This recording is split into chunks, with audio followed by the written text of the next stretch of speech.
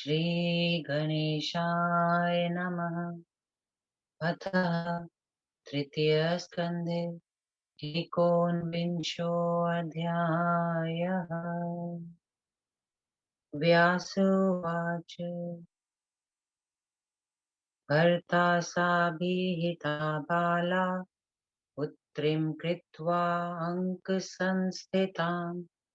उवाच वचनं सलक्ष्णम् समाक्ष्वास्य शुचिस्मिताम्। किं वृथा सोदति त्वं हि विप्रियं मम भाषसे। पिता ते दुःखमाप्नोति वाक्येनानेव सुव्रते। सुदर्शनो अति दुर्भाग्यो राज्यभ्रष्टो निराश्रयः। बलकोशविहीनश्च परित्यक्तो बान्धवे। मात्रा सह वनं प्राप्तः फलमूलाशनः कृशः। न ते योग्यो वरोऽयं वै वनवासी च दुर्भगः। राजपुत्रा कृतप्रज्ञा रूपवन्तः सुसन्मता। तवार्हा पुत्री सन्तयन्ये राजचिह्नैरलङ्कृता। भ्रात्रा अस्य वर्तते कान्तः स राज्यं कोसलेषु वै। करोति रूपसम्पन्नः सर्वलक्षणसंयुतः। अन्यश्च कारणं शुभ्रू शृणुयाच्च मया श्रुतम्। युधाजित् सततं तस्य वधकामोऽस्ति भूमिपः। दौहित्रः स्थापितस्तेन राज्ये कृत्वा अतिसङ्गरम्। वीरसेनं नृपं हत्वा सन्मन्त्र्य सचिवैः सह। भारद्वाजाश्रमं प्राप्तं हन्तु कामः सुदर्शनम्। मुनिना वारितः पश्चात् जगाम निजमन्दिरम्। शशिकला उवाच। मार्तर्ममेप्सितः कामं वनस्थोऽपि नृपात्मजः। शर्यातिवचनेनैव सुकन्या च पतिव्रता। च्यवनं च यथा प्राप्यं पतिशुश्रूषणे रता। पतिशुश्रूषणं स्त्रीणां स्वर्गदं मोक्षदं तथा। अकैतवकृतं नूनं सुखदं भवति स्त्रियाः। भगवत्या समादिष्टं स्वप्ने वरमुत्तमम्। तमृते अहं कथं चान्यं संशयामि नृपात्मजम्। मच्चित्तभीतो लिखितो भगवत्या सुदर्शनः। तं विहाय प्रियं कान्तं करिष्येऽहं न चापस्प्रम्। व्यास उवाच। प्रत्यादिष्टाथ वैदर्भी तया बहु निदर्शनै। भर्तारं सर्वमाचष्टं पुत्रयोक्तं वचनं भृशम्। विवाहस्य दिनादर्वा गाप्तं श्रुतसमन्वितम्। द्विजं शशिकला तत्र प्रेषयामास सत्वरम्।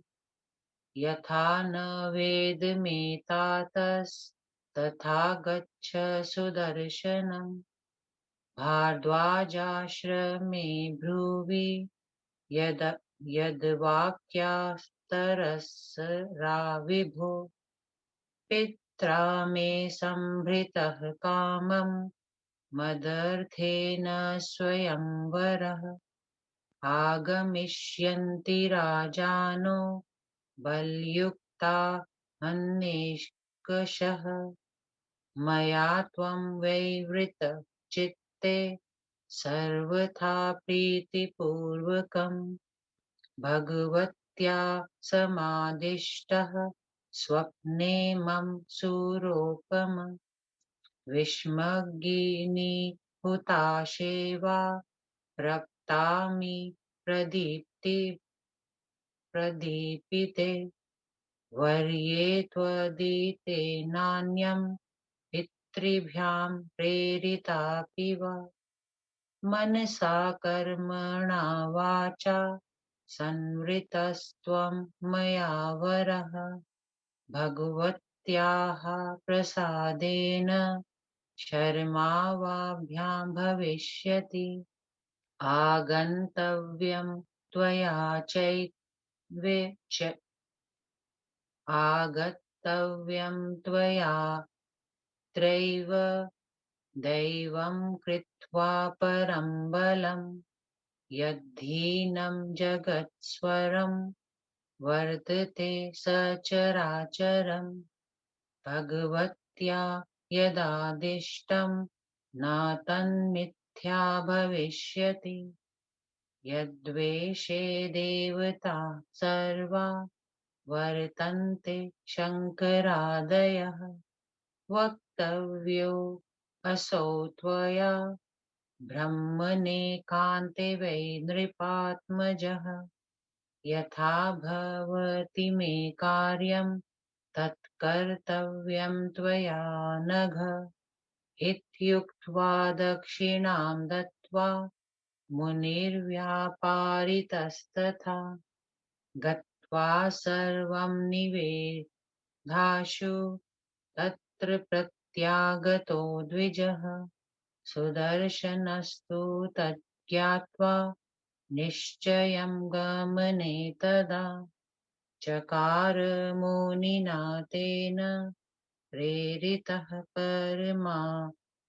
परमादरात् व्यास उवाच गमनायोध तं पुत्रं तमुवाच मनोरमा वेशमाना अतिदुःखार्ता जाततात्रा अश्रुलोचना कुत्र गच्छसि तत्राध समाजे भूभृता किल एकाकी कृतवैरश्च किं विचिन्त्य स्वयंवरे युधाजिदन्तु कामस्त्वां समेष्यसि महीपतिः न ते अन्योऽस्ति सहायश्च तस्मान्मा व्रज पुत्रक एकपुत्रातिदीनास्मि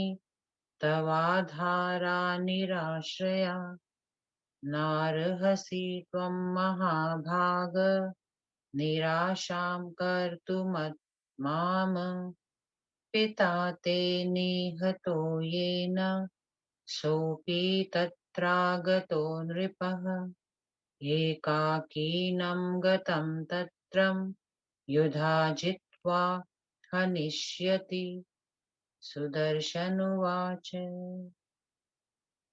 भवितव्यं भवत्येव नात्र कार्या विचारणा आदेशाश्च जगन्मातुर्गच्छाम्यत् स्वयंवरे मा शोकं कुरु कल्याणि क्षत्रियासि वरानने न बिभेमि प्रसादेन भगवत्या निरन्तरम् व्यास उवाच इत्युक्त्वा रथमारुह्य गन्तुकामं सुदर्शनम् दृष्ट्वा मनोरमा पुत्र माशिर्भिश्चान्वमोदयत्।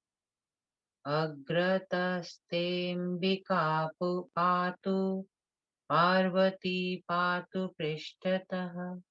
अपर्णा पार्श्वयोः पातु शिवा सर्वत्र साम्प्रतम्। वाराहो विषमे मार्गे दुर्गा दुर्गेषु कर्हिति चेत्। कालिका कलहे घोरे पातु त्वां परमेश्वरी। मण्डपे तत्र मातङ्गी तथा सौम्या स्वयंवरे। भवानी भूपमध्ये तु पातु त्वां भवमोचनी। गिरिजा गिरिदुर्गेषु चामुण्डा चत्वरेषु च। कामगा काननेष्वेवं रक्षतु त्वां सनातनी। विवादे वैष्णवी शक्तिर्वत्ता त्वा रघुद्वः।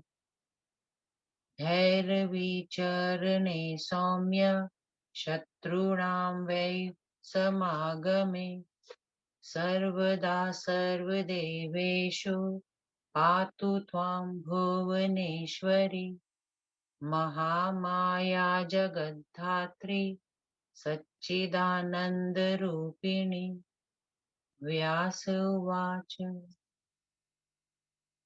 इत्युक्त्वा तं तदा माता वेपमाना भयाकुला।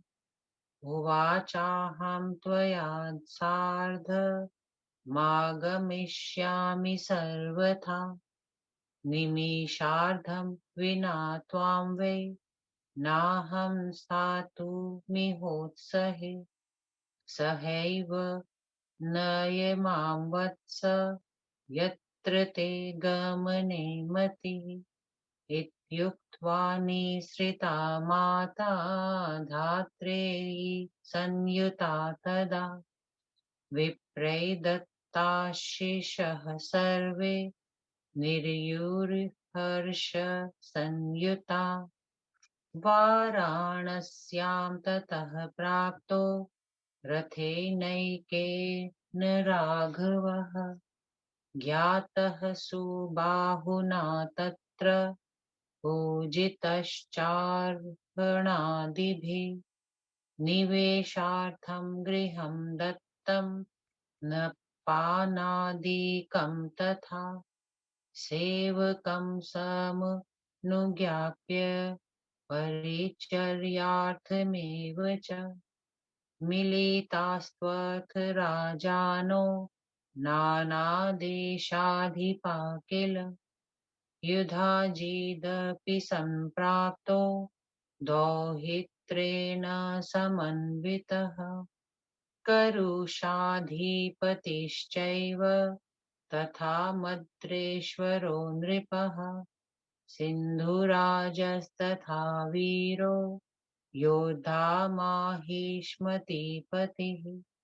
पाञ्चालः पर्वततीयश्च कामरूपोऽतिवीर्यवान्। कर्णाटश्चोलदेशीयो वैदर्भश्च महाबलः। अक्षौणित्रिपष्टिश्च मिलिताः सङ्ख्यया तदा। वेष्टिता नगरी सा तु सैन्यैः सर्वत्र संस्थिते। एते चान्ये च बहवः स्वयवर्दिदृक्षया। मिलितास्त्र राजानो वर्वारण्यसंयुताः। अन्योन्यं नृपपुत्रास्त इत्युचुर्मिलितास्तदा। सुदर्शनो नृपसूतोऽहा गतोऽस्ति निराकुलः। एकाकी रथमारुह्य मात्रा सह महामती। विवाहार्थमिहायातः काकुतस्थः किं नु साम्प्रतम् एतान् राजसुतास्तस्यक्त्वा ससैन्य न्यासायुधानथ किमेनं राजपुत्री सा वरिष्यति महाभुजम् युधाजित राजेशस्तानुवाच महीपतिम् अहमेनं हनिष्यामि कन्यार्थे नात्र संशयः केरलाधिपतिः प्राह तं तदा नीतिसत्तमः नात्र युद्धं प्रकर्तव्यं राजनिच्छा स्वयंवरे बलेन हरणं नास्ति नात्र शुक्लस्वयंवरः कन्येच्छयात्र वरणं विवादः कीदृशस्तीवः अन्यायेन त्वया पूर्वम् असौ राज्यात् प्रवासितः दौहित्रायार्पितं राज्यं बलवन्नृप सत्तम काकुत्स्थोऽयं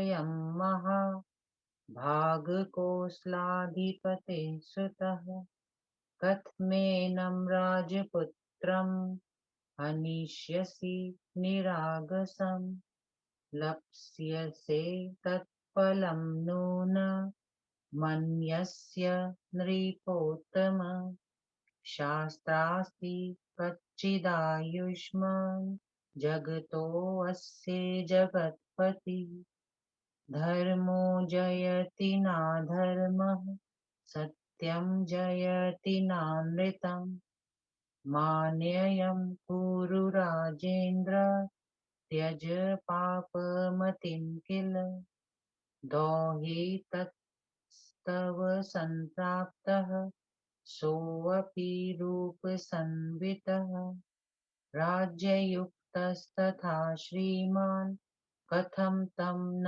वरिष्यसि न वरिष्यति अन्ये राजसुताः कामं वर्तते बलवत्तरा कन्या स्वयंवरे कन्या स्वीकरिष्यति साम्प्रतम् वृते तथा विवादः कः प्रवदन्तु महीभुजः परस्परं विरोधवत् न कर्तव्यो विजानता इति श्रीदेवी भागवते महापुराणे तृतीय स्कंधे एकोनविंशोऽध्यायः 19वां अध्याय हिंदी अनुवाद स्वयंवर में सुदर्शन का आगमन। व्यास जी बोले, हे राजन, अपने पति के वचन सुनकर महारानी ने अपनी पुत्री शशिकला को गोद में बैठा लिया और सांत्वना देते हुए यह मीठी वाणी में बोली, हे सुंदर दांतों वाली पुत्री, तुम हमारी मर्यादा के विरुद्ध बातें क्यों करती हो? हे सुव्रते, ऐसी बातें सुनकर तुम्हारे पिता को बड़ा दुख होता है। सुदर्शन बड़ा अभागा, राज्य भ्रष्ट और निराधार है। उसके पास न सेना है और न कोष। उसके बंधु बांधवों ने भी उसे त्याग दिया है। माता के साथ वह वन्य फल मूल पर जीवन यापन करते करते बहुत दुर्बल हो गया है। ऐसा अभागा और वनवासी मनुष्य तुम्हारे योग्य वर नहीं हो सकता। हे कन्यके, तुम्हारे वर होने योग्य बहुतेरे राजकुमार हैं, जो रूपवान, बुद्धिमान, सुसम्मानित और छत्र चमर आदि राज चिन्हों से अलंकृत हैं। इसी सुदर्शन का बड़ा भाई शत्रुजित बड़ा सुंदर राजकुमार है। वह अयोध्या का राज्य करता है। वह बहुत सुंदर तथा बड़ी सुलक्षणों से संपन्न है। हे प्रभु, एक दूसरा कारण भी मैंने सुना है। राजा युधाजित सर्वदा सुदर्शन को मार डालने के फेर में रहता है। उसने भीषण युद्ध करके अपने नाती को राजगद्दी पर बिठाया है। उसने अपने मंत्रियों के साथ मंत्रणा करके और सुदर्शन के नाना वीरसेन को मारकर ऐसा किया है। राजा युधाजित सुदर्शन को मारने के लिए महर्षि भारद्वाज के आश्रम भी पहुंचा था, किंतु मुनिराज के अनुरोध से वह लौट आया। शशिकला बोली, हे माताजी, मैंने उस वनवासी राजकुमार को ही अपना पति मान लिया है। पूर्व काल में अपने पिता राजा शरियाती की आज्ञा से पतिव्रता सुकन्या महर्षि चयवन को पति बनाकर उनकी सेवा में लग गई थी, क्योंकि पति की सेवा करने से स्त्री को स्वर्ग और मोक्ष प्राप्त हो जाता है। अपने पति के प्रति कपटहीन व्यवहार ही स्त्रियों के लिए सुखदायक होता है। और फिर स्वयं भगवती ने स्वप्न में सुदर्शन को मेरा पति बनाया है। ऐसी स्थिति में मैं किसी अन्य राजकुमार को अपना पति कैसे चुन सकती हूँ? स्वयं भगवती अंबिका ने मेरे चित्त रूपी भित्ति पर सुदर्शन का चित्र अंकित कर दिया है। अतएव ऐसे प्रिय पति को त्याग कर मैं किसी दूसरे को पति रूप में वरण न करूंगी। व्यास जी बोले, इसके बाद उसकी माता ने विविध उदाहरण देकर समझाया, किंतु शशिकला को उसकी बात नहीं जची। इस प्रकार पुत्री के न मानने पर महारानी अपने पति को सब बातें बता दी। उधर विवाह के कुछ दिनों पहले ही शशिकला ने एक विद्वान ब्राह्मण को बुलाकर कहा, आप इस तरह यहाँ से जाइए कि मेरे पिता को न मालूम हो सके। ऐसा कहकर उसने तत्काल ब्राह्मण देवता को राजकुमार सुदर्शन के पास भेज दिया। चलते समय राजकुमारी ने ब्राह्मण से कहा, आप महर्षि भारद्वाज के आश्रम पर जाकर राजकुमार सुदर्शन से कहिए कि मेरे विवाह के लिए माता पिता ने स्वयंवर का आयोजन किया है। उसमें अपनी अपनी सेना के साथ बहुतेरे राजे आएंगे, किंतु मैं बड़े प्रेम पूर्वक मन से सच्चा आपको अपना पति बना चुकी हूँ। हे देवोपम राजकुमार, मुझे स्वप्न में साक्षात भगवती ने आपको पति रूप में वरण करने का आदेश दिया है। एक, मैं जहर खा लूंगी या जलती आग में जल जाऊंगी, पर आपको छोड़कर किसी अन्य पुरुष को पति नहीं चुनूंगी।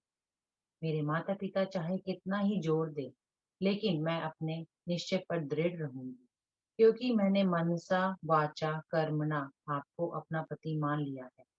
भगवती की कृपा से हमारा आपका कल्याण हो, सो आप भाग्य को प्रबल मानकर इस स्वयंवर में अवश्य सम्मिलित हैं। जिनके अधीन सराचर जगत है और शंकर आदि देवता जिनके वशवर्ती रहते हैं, उन भगवती का आदेश कभी व्यर्थ नहीं हो सकता। हे ब्राह्मण देवता, आप एकांत में सुदर्शन को यह बात सब बतला दीजिए। हे पूतात्मन, अब आप ऐसा कुछ करिए कि जिससे मेरा काम बन जाए। ऐसा कह और पुष्कल दक्षिणा देकर शशिकला ने ब्राह्मण को भेज दी। ब्राह्मण देवता भारद्वाज के आश्रम में जाकर सुदर्शन से मिले और सब वृतांत बता दिया। राजकुमारी के पास लौट गए। सुदर्शन ने सब समाचार सुनकर मुनिराज भारद्वाज से अनुमति मांगी और बड़े आदर के साथ मुनि ने उन्हें स्वयंवर में सम्मिलित होने की अनुमति दे दी। तदनुसार राजकुमार ने वहां जाने का निश्चय कर लिया। व्यास जी बोले, स्वयंवर में जाने के लिए उद्यत सुदर्शन से माता मनोरमा ने कहा। उस समय वह बहुत दुखित और भयभीत होने के कारण कांप रही थी और उसके नेत्रों से आंसू बह रहे थे।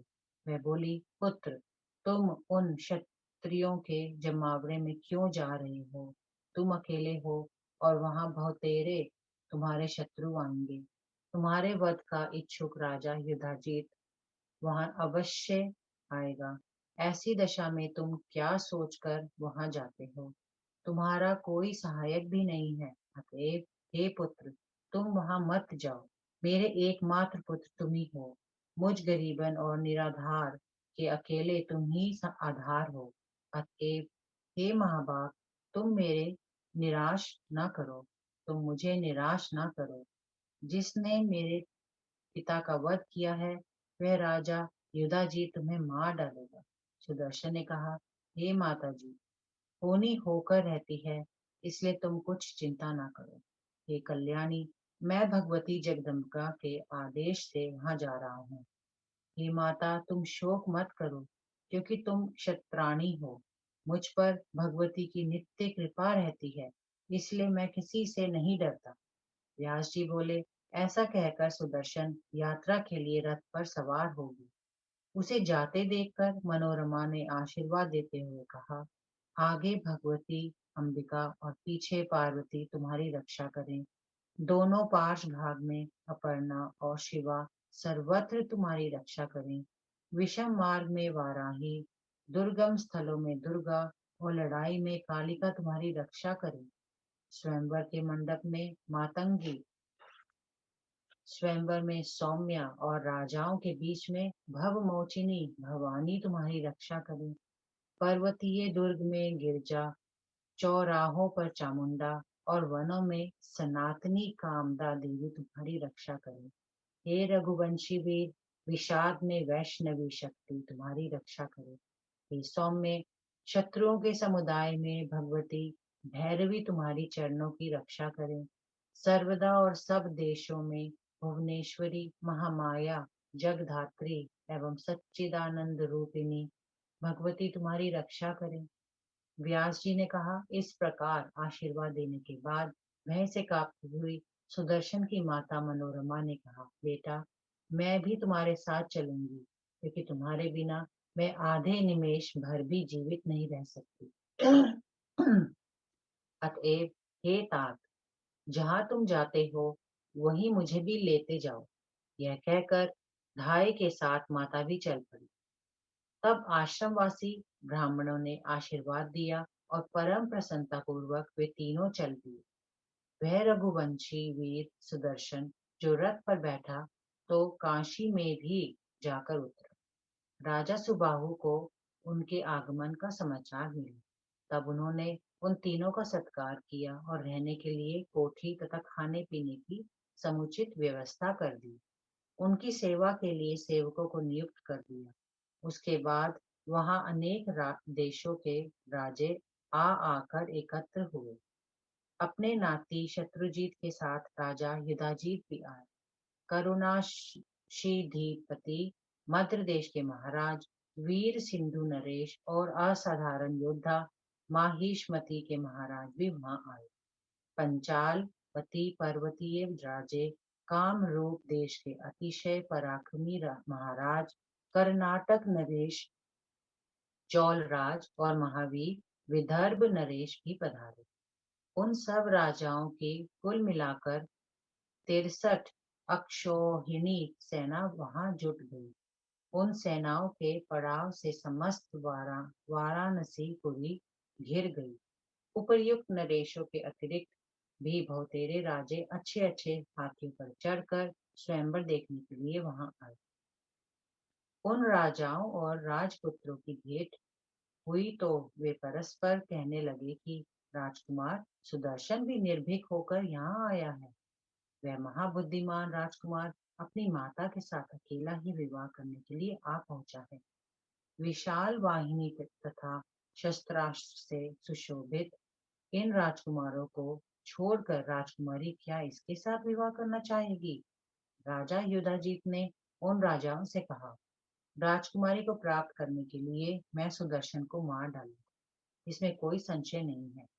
तब परम नीतिज्ञ केरल नरेश ने कहा कि इस इच्छा स्वयंवर में युद्ध करना उचित अनुचित होगा। यह कोई शुक्ल स्वयंवर नहीं है, अतएव कन्या का अपहरण भी नहीं किया जा सकता। इसमें तो कन्या की इच्छा ही सर्वोपरि रहेगी। तब झगड़ा किस बात का है? हे नृप सत्तम, उस समय आपने अन्याय पूर्वक इसे राज्य से निकालकर अपने नाती को जबरदस्ती गद्दी पर बिठा दिया। हे महाभाग, यह ककुत्स्थ वंशी वीर अयोध्या का राजकुमार है। इस निरपराध राजकुमार को आप क्यों मारेंगे? हे नृपोत्तम, आपको अन्याय का फल भोगना ही पड़ेगा। हे चिरंजीविन, इस जगत का अधिपति परमेश्वर बड़ा कठोर शासक है। सदा धर्म की ही जय होती है, अधर्म की नहीं। सत्य की विजय होती है, असत्य की नहीं। हे राजेंद्र, आप अन्याय न करिए, यह पाप का विचार आप सर्वथा त्याग दीजिए। आपका नाती यहाँ आया ही है, वह बड़ा रूपवान, राज्याधिपति और श्रीमान है, तब कन्या उसे क्यों न वरण करेगी। और भी असाधारण बलवान राजकुमार यहाँ आए हुए हैं। इस स्वयंवर में कन्या जिसे चाहेगी स्वयं अपना वर चुन लेगी। ऐसे विवाह में विवाद की क्या आवश्यकता है। हे राजाओं, आप लोग भी बताइए, इस राज समाज में जानबूझकर परस्पर विरोध करना कदापि उचित नहीं है। इति श्री देवी भागवते महापुराणे तृतीय स्कंदे भाषा टीकायाम एकोनविंशो अध्याय। ओम